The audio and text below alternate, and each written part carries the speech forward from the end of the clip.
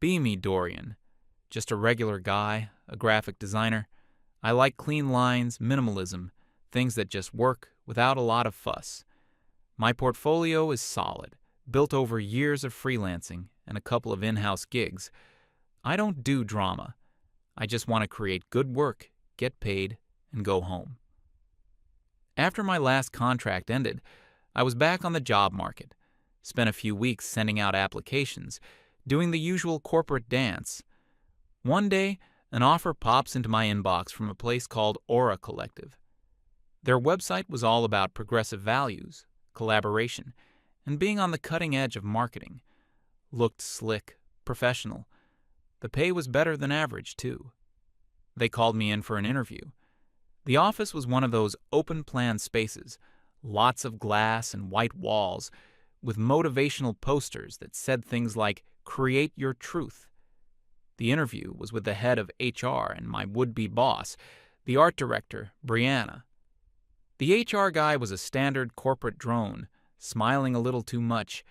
Brianna was intense. Sharp haircut, expensive clothes, looked right through me. The whole interview felt less about my design skills and more about my personality. They kept using buzzwords like cultural fit and diversity of thought. I showed them my portfolio, explained my process, kept it all very professional. Brianna didn't seem impressed, just nodded along with a blank expression. I figured it was a long shot, but a week later they sent me an offer. I was surprised, but hey, a job is a job. I accepted. My first day was sometime in early spring. I remember it was still cold out. I show up, find my desk. It's in the corner of the design department's area. Brianna is there, holding a coffee mug that says Male Tears on it in fancy script. Not even kidding. She gives me a quick, unenthusiastic tour. This is the kitchen, that's the conference room, and this is the team. The team was just one other person, a younger designer named Annie. Annie looked up, gave me a nervous little wave, and then immediately looked back at her screen. The vibe was quiet, too quiet, like a library where you're afraid to breathe too loud. Brianna says they have a morning huddle, and I should join. We go into a small glass-walled room. Brianna and Annie start talking about their weekend, using inside jokes I don't get. They're laughing and chatting, and I'm just standing there. When the talk finally turns to work, it's all very vague. Brianna talks about aligning their creative energies and manifesting the client's vision. I just wanted to know what project I was on. After the meeting, she walks over to my desk and drops a folder on it. We need these assets resized for social media, all 200 of them. It was grunt work, the kind of thing you give an intern. But I figured, fine, I'm the new guy. I have to pay my dues. I put on my headphones and got to work. Finished the entire batch by the end of the day. Sent an email to Brianna letting her know it was done. No reply. The next day, I asked her what was next. She looked at me like I was an inconvenience. Told me to familiarize myself with their past campaigns. So I spent the whole day digging through old server files. This went on for the rest of the week. Me asking for work, getting assigned some menial task, and then being ignored. The whole time, Brianna and Annie were thick as thieves, always whispering, laughing together at their desks, going to lunch together. I tried to make small talk a few times, asked Annie about a cool poster she had near her desk.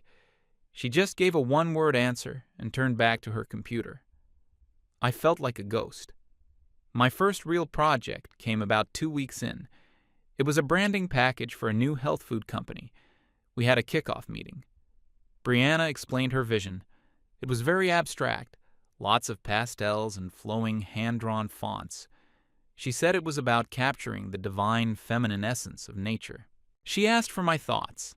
I said her idea was interesting, but I had a different take. I pulled up my own mock-ups.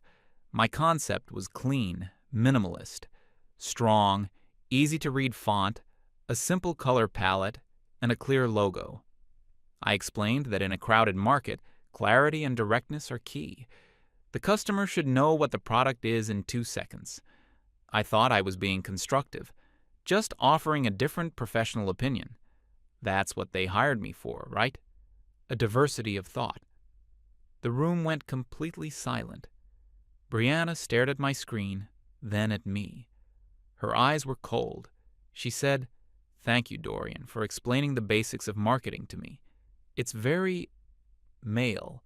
To assume a direct approach is always the best." Annie stifled a giggle. Brianna closed my laptop. "We'll be moving forward with a more nuanced, emotionally intelligent concept." The meeting was over. After that day, things got noticeably worse. The whispers weren't so quiet anymore. I'd walk to the kitchen and hear them stop talking the moment I entered the room. I was left off email chains about the project. My tasks were relegated to cropping images and exporting files for the concepts Brianna and Annie were developing. I was a highly paid intern. I tried to talk to Brianna about it. I caught her alone one morning and asked if I had done something to offend her. I said I wanted to be a productive member of the team and felt like I was being shut out. She put on this very concerned, sympathetic face. She told me it wasn't my fault. She said that sometimes a strong male presence can be unintentionally disruptive to a safe, creative space that women have built. She explained that she and Annie were just used to a different collaborative style, and that I needed to be more mindful of the energy I was bringing into the room. It was the most insane corporate doublespeak I'd ever heard. She was telling me the problem was my gender, but in a way that made her sound like a caring manager. I didn't know what to say. I just nodded and walked back to my desk. That's when I started documenting everything. I created a folder on my personal cloud drive. Every weird email, every passive-aggressive comment in our team chat, every task that was clearly beneath my skill level. I took screenshots. I wrote down dates, times, what was said. I felt like I was losing my mind, but I knew I needed a record. A few weeks later, there was another incident. The company was pitching a new campaign to a potential client. We were all supposed to contribute ideas. I spent a whole weekend working on a concept. It was a full presentation deck. Market research, user personas, mock-ups, the whole 9 yards. I was proud of it. It was solid work. Monday morning, Brianna calls a meeting to review our ideas. Annie goes first. She presents a few rough sketches. Brianna gives her glowing feedback. Then it's my turn. I start to pull up my presentation. Brianna holds up a hand. "Actually, Dorian, let's not spend too much time on this. Just give us the 1-sentence summary." I was stunned. A weekend of work reduced to 1 sentence. I tried to explain that the concept needed more context.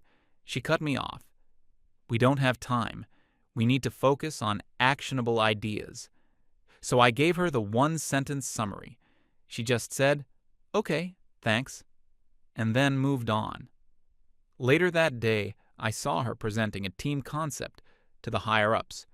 It was her idea, with one of my key visuals dropped into her slide deck. No credit given, of course. I just sat at my desk and stared at my screen for an hour. The isolation was getting worse. I ate lunch alone at my desk every day. I put my headphones on as soon as I got in and didn't take them off until I left. It was the only way to endure the atmosphere of open hostility. Of course, my use of headphones became another point of contention. I overheard Brianna talking to a manager from another department. She was saying how difficult it was to integrate me into the team, how I was unapproachable and not a team player, how I created a cone of silence around my desk. She was painting me as the problem, and I had no way to defend myself without sounding like I was crazy. The work they gave me became more and more absurd. One time, they had me manually go through 1,000 stock photos and tag them with keywords, a job that software could do in 10 minutes. I did it without complaint. I just added it to my log. I was biding my time, updating my resume at night, applying for other jobs. But the market was slow, and I needed the paycheck. I felt trapped. The whole office dynamic was bizarre. The company prided itself on its inclusive culture. There were posters everywhere about respect and collaboration. We even had mandatory sensitivity training sessions. I sat through a 2-hour presentation on microaggressions, listening to the HR guy talk about the importance of making everyone feel welcome. The irony was suffocating. Brianna and Annie were the darlings of the office. Their little 2-person clique was seen as a powerhouse of creativity. Management loved them. They were always getting praised in company-wide meetings, and I was the weird, silent guy in the corner who nobody talked to. I started to doubt myself. Maybe I was the problem. Maybe I really was giving off some kind of toxic vibe. But then I'd look at my log, the screenshots, the emails. It was all there in black and white. This wasn't in my head. This was real. The breaking point, the thing that set the final act in motion, was a huge project. The company landed a massive client, a big name in the tech world. It was an all-hands-on-deck situation. The project was to design the entire user interface for their new flagship app. This was a huge deal. It could make or break the agency for the year. A project of this scale required actual skill, not just buzzwords and abstract concepts. For the first time since I was hired, I felt a glimmer of hope. This was my chance to finally prove my worth. They couldn't sideline me on this. My UI/UX experience was one of the main reasons they'd hired me. We had a big kickoff meeting with the company's CEO. Everyone was excited, the energy was high. The project was divided into modules, and teams were assigned. Brianna, of course, was leading the design team. I braced myself for the worst, but to my surprise, she actually seemed to treat me like a professional. We had a technical discussion about wireframes and user flows. She listened to my input. It felt normal. I thought maybe this is a turning point. Maybe with the pressure of a real, important project, the office politics would fade away. I was wrong. It was just the calm before the storm.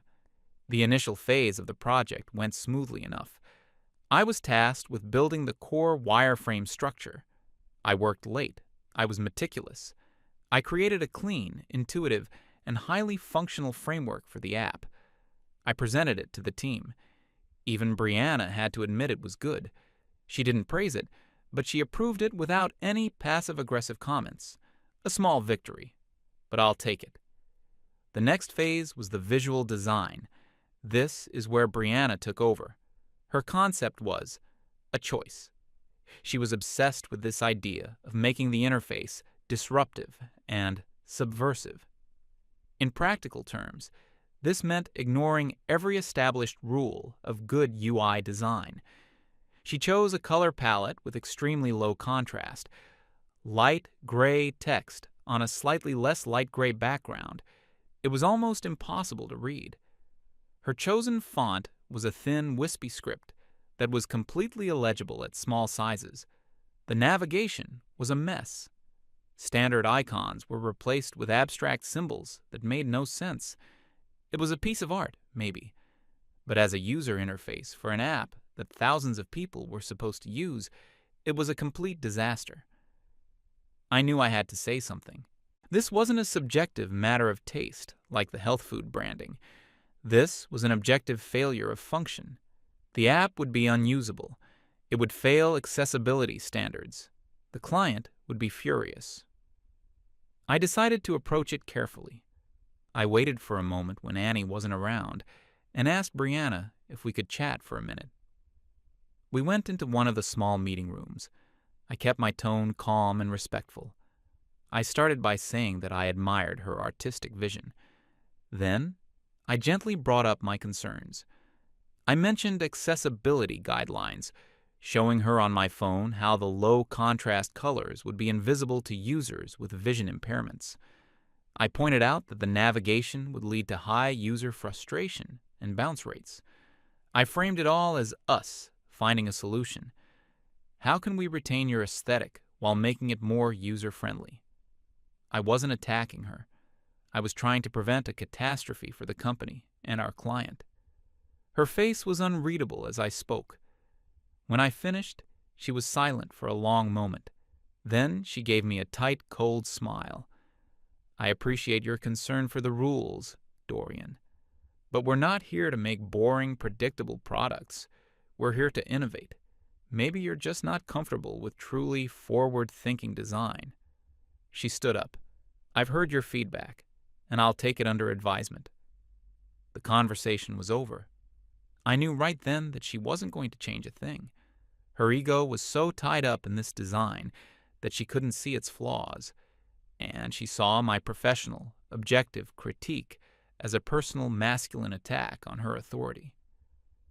I went back to my desk with a knot in my stomach. I had two choices. I could keep my mouth shut, let her present this train wreck to the client, and watch the whole project go up in flames. The company would likely lose the contract, and there would be huge fallout. Or I could go over her head. It was a massive risk. I would be painting a huge target on my back. But my professional integrity wouldn't let me just sit by and watch this happen. I spent the rest of the day thinking about it. I reviewed my secret folder of evidence. I had everything I needed to show a pattern of behavior, of my contributions being ignored or stolen. I decided I had to do it. But I had to do it the smart way, the corporate way. I wasn't going to make it a personal complaint. I was going to make it an objective, undeniable report of professional risk. I stayed late that night, long after everyone else had gone home.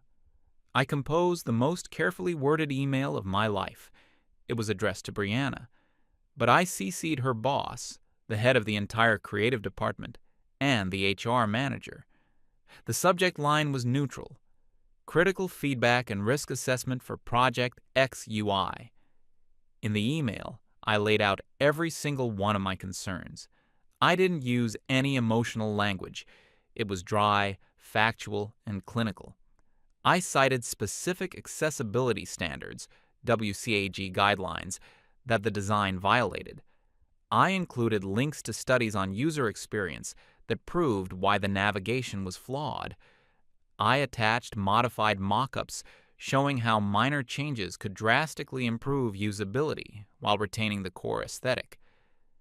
I ended the email by stating that as a member of the team, it was my professional duty to report any issues that could jeopardize the success of the project and the company's relationship with a key client. I read it over about 20 times. It was perfect. There was nothing in it they could twist. It wasn't an attack. It was a risk assessment. I took a deep breath, and I hit send. Then I packed up my things, went home, and barely slept a wink. I knew that the next day all hell was going to break loose. I walked into the office the next morning, and you could cut the tension with a knife. The usual morning chatter was gone. It was dead silent. Brianna and Annie were huddled at their desks, whispering furiously. They both looked up as I walked past. If looks could kill, I would have been a pile of ash on the floor. I just kept my face neutral, sat down at my desk, and opened my email. I knew it was coming. It was just a matter of when. It took about an hour. An email popped up from the HR manager. Subject: urgent meeting. Body: Dorian, please come to my office immediately. This is it. I didn't reply. I just locked my computer screen. I calmly took my favorite coffee mug and the small plant from my desk and put them in my backpack, just in case. Then I walked to the HR office on the other side of the building. When I walked in, Brianna was already there, sitting in a chair next to the HR manager's desk.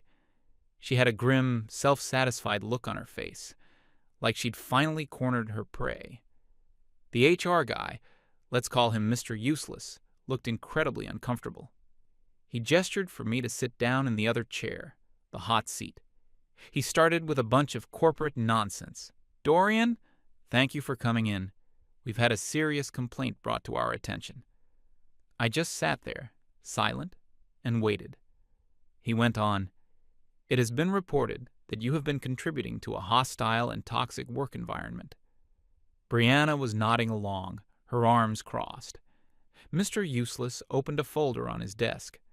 Brianna has shared some documentation with us that paints a very concerning picture of your behavior.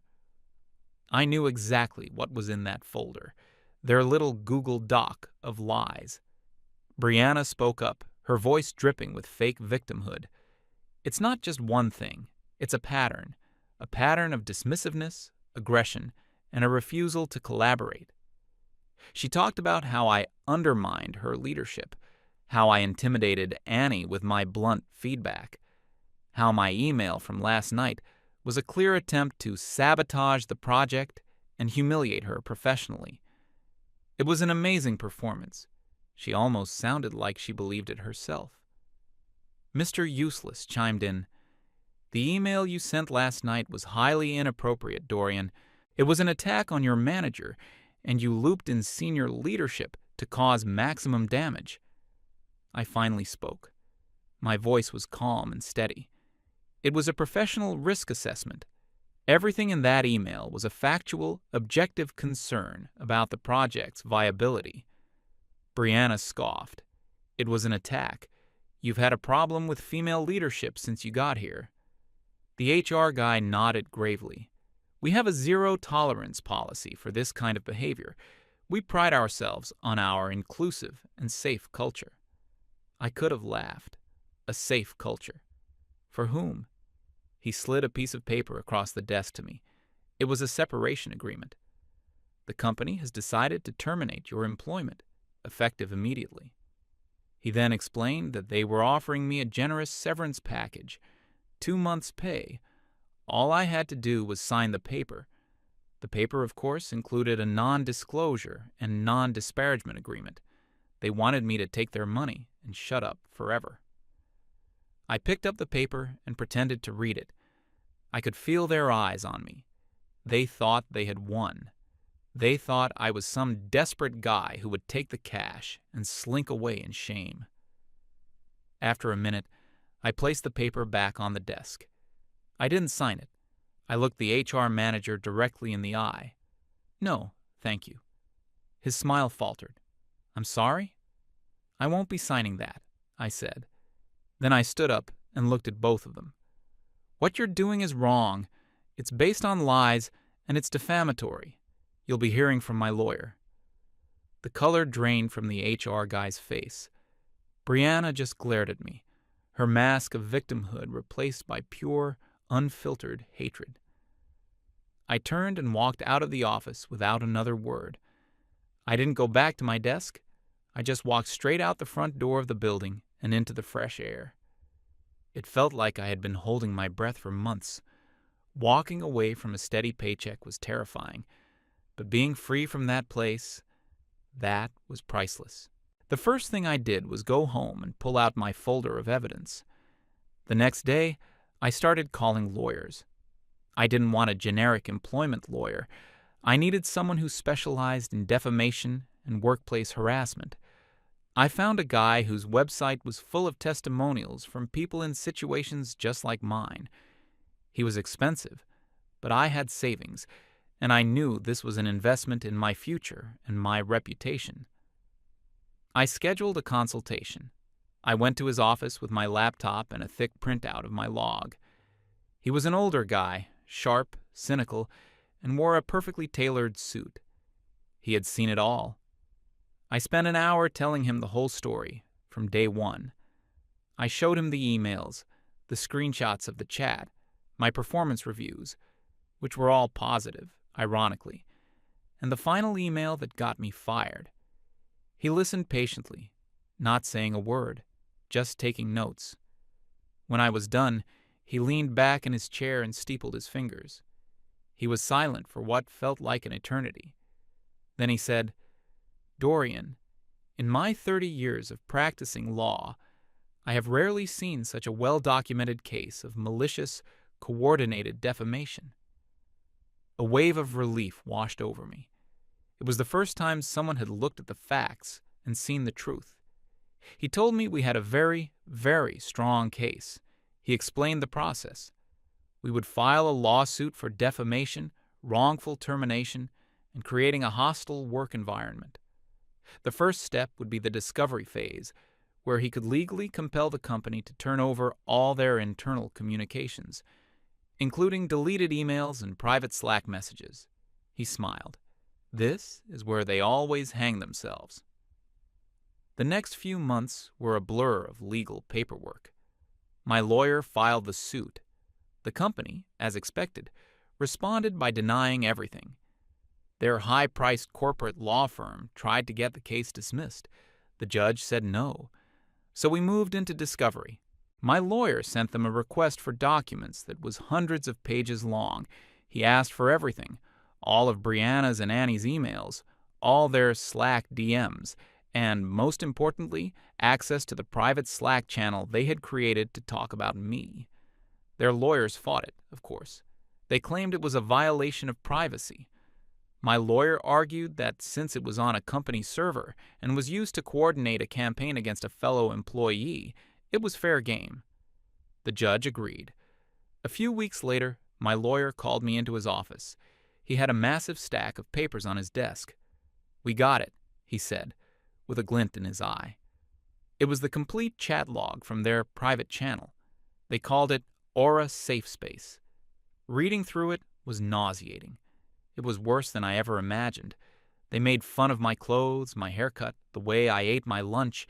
They twisted every single professional interaction we ever had into some kind of personal slight. There were pages and pages of them plotting how to get me fired, brainstorming things to add to their dossier. Brianna was the ringleader, and Annie was her enthusiastic cheerleader, agreeing with everything she said. It was a written record of their conspiracy, and they were stupid enough to put it all on a company server. The other golden nugget was their dossier. Under legal scrutiny, away from the sympathetic ear of the HR manager, it fell apart completely. It was just a collection of their feelings and subjective interpretations, with no factual evidence to back any of it up. My lawyer scheduled the depositions. First up was Annie. She came in with a company lawyer, looking terrified. My lawyer was a master. He was calm, polite, but relentless. He started by asking her about specific entries in the dossier. He'd read one of her claims, and then he'd show her a printout of an email I had sent that completely contradicted her story. Her story started changing. I guess I misremembered. It might have been taken out of context. Then he brought out the Slack logs. He made her read her own words out loud, words where she was mocking me, where she was agreeing with Brianna's plan to manage me out. She started crying. By the end of it, she admitted that she never personally felt threatened by me, and that she had exaggerated many of the incidents at Brianna's encouragement. It was a total demolition. Next up was Brianna. She walked in like she owned the place, arrogant, defiant. She tried to play the same role she played in the HR office, the strong female leader being attacked by a toxic male subordinate. It didn't work. My lawyer wasn't HR. He dealt with facts. He'd ask her a direct question. She'd respond with a long-winded speech about corporate synergy and safe spaces. He'd just wait until she was done, and then ask the same question again. Yes or no, Ms. Brianna's last name. He presented her with the email where I flagged the design flaws. He asked, were my concerns about accessibility standards factually correct? She tried to dodge, saying it was a matter of creative interpretation. He then produced a report from an independent expert he'd hired, confirming that her design was, in fact, unusable and violated multiple accessibility laws. Her composure started to crack. The final nail in her coffin was the Slack log. He pointed to a message where she had written, "If he questions my authority again, I'll go to HR and burn him to the ground." He asked her, "Is that what a manager in a safe and inclusive culture does?" She had no answer. She just sat there, fuming. The company's lawyers knew they were screwed. A week after the depositions, they called my lawyer with a settlement offer. It was a decent amount, more than the severance they'd offered. My lawyer told them it was an insult. They came back with a higher offer.